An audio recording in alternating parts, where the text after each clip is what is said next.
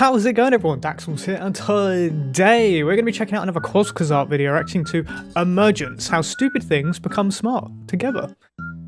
This sounds really interesting. I saw this and I thought we got to check it out. So let's get straight into it. And away we go.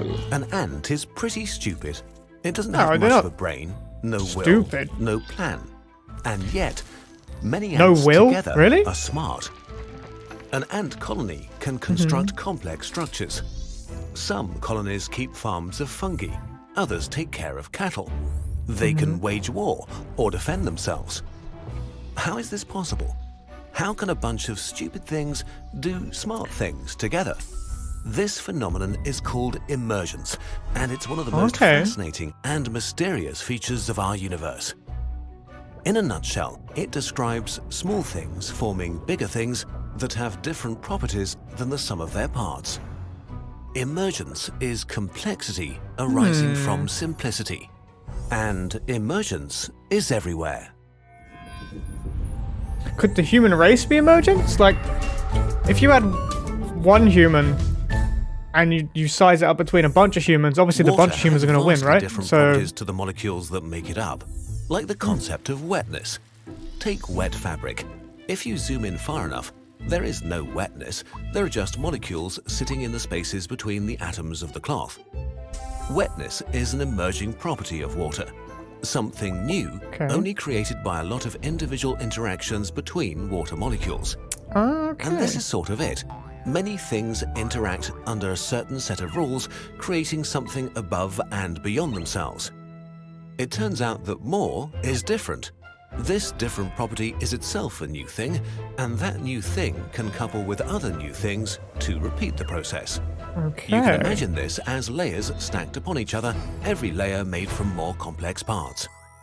Atoms form molecules, molecules form proteins, proteins make up cells, cells make up organs, organs form individuals, individuals form societies. Wow, okay, yeah. But how can something be more than the sum of its parts? How do ants form the sort of cloudy entity that is a colony? By following a rule set that produces order through chaos. For example, let's look at how an ant colony distributes jobs. Let's assume that a colony should have 25% workers, 25% caretakers, 25% soldiers, and 25% gatherers. Ants communicate their current job via chemicals. For example, a worker ant constantly secretes chemicals that say, "I'm a worker." When ants meet other ants, they smell each other to gather information, telling each other their job and what they're doing. Both keep... Sorry, this has nothing to do with the video. I saw a video the other day where someone sprayed the chemical or the scent on an ant where it thought it had died, and it went in the ant farm to the place where ants go to die, because they go to a place to die when they think they're dying. I thought that was pretty sad, and the same thing, it was crazy. I didn't know that was a thing, but it was weird. It was strange. And then he figured it out. He was smart enough to figure out he wasn't dying and worked it out. It's crazy. They're smarter than they look. Track of who they met in the past.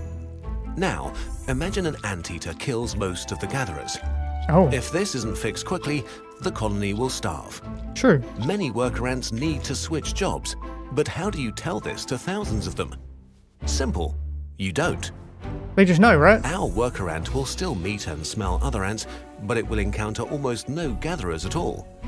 It counts too few gatherers until it reaches a critical point, and then it changes its job. The worker becomes a gatherer. Other ants will do the same until after a while there are enough gatherers again. The balance is restored all by itself. The actions and interactions of an individual are random. You can't plan which ant will encounter which other ant, but the simple set of rules is so elegant that a colony's many operations emerge as a consequence. On an even more fundamental level, hundreds of millions of complicated molecules interact to maintain a robust and amazing structure. A being with vastly different properties than the sum of its dead parts emerges. The smallest unit of life, a cell. We still don't have a clear definition of what living things are, we just know they emerge from things that are not alive. Cells combine and cooperate, they specialize and respond to one another, and over time, we develop into complex organisms with remarkable capacities.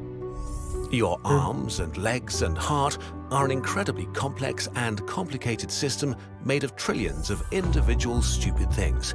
And yet we breathe, digest, and watch YouTube videos. How do your cells know what to do? Think of the pacemaker cells in your heart. Billions of them need to send out an impulse just at the right moment to collectively create a heartbeat. Wow. Our cells exchange chemical information with their neighbor cells to see what they're up to and then decide what to do. If it's among a lot of cells that are working on the same task, it will start working on that task as well and sync up with them. There is no It's crazy to think how so much things have to work for a human to even be alive. And we have like 7 billion, maybe more on the planet. It's crazy. Like, how many things have to go right in a human body just for us to live and survive? And we're just mastermind giving commands. Just going on, bro. Units communicating with their neighbors and acting according to the feedback they get. What about our most important part? What is the thing that asks these kinds of questions? Is our consciousness then an emergent property of the cells in our brain? This question is too big and important. It deserves a video of its own. Oh, okay. Some things that emerge are hard to define. You can't touch an ant colony, only its parts. It has neither brain, nor face, nor body. And yet the colony interacts with the world. Just like colonies emerge from ants, things emerge from humans, like nations. What actually is a nation? Is it its population? Is it its institutions? Its symbols like its flag, colors, or anthems? The physical things it makes, it's everything, like cities, right? The territory it occupies. All of these things are fluid. Populations change and are replaced. Institutions come and go. Cities can be constructed and abandoned. Borders have changed all the time for most of history. True. And symbols get replaced by new symbols. A nation has no face, no brain, no body.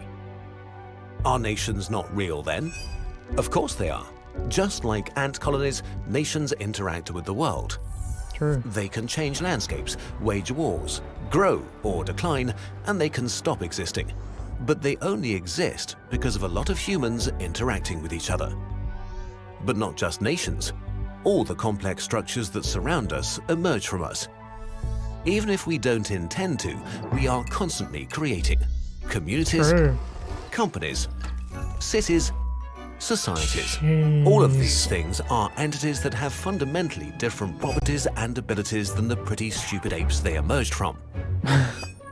We don't know why any of this happens, we just observe it, and it seems to be a fundamental property of our universe. It may be the most beautiful and wondrous property of our universe. Possibly. That was amazing. But yeah, Jesus Christ, it's like it's crazy to think what has to go right for us to be even a thing. But yeah, that's very good video. Enjoyed it very much. Emergence is crucial for survival, and that is why we have civilizations. Okay, everyone, that's the end of the video. If you enjoyed that video, make sure you check out the original in the description down below. Enjoyed this video, hit the thumbs up, comment, which like, next, subscribe if you're new, just having it. I will see you in the next video. Later.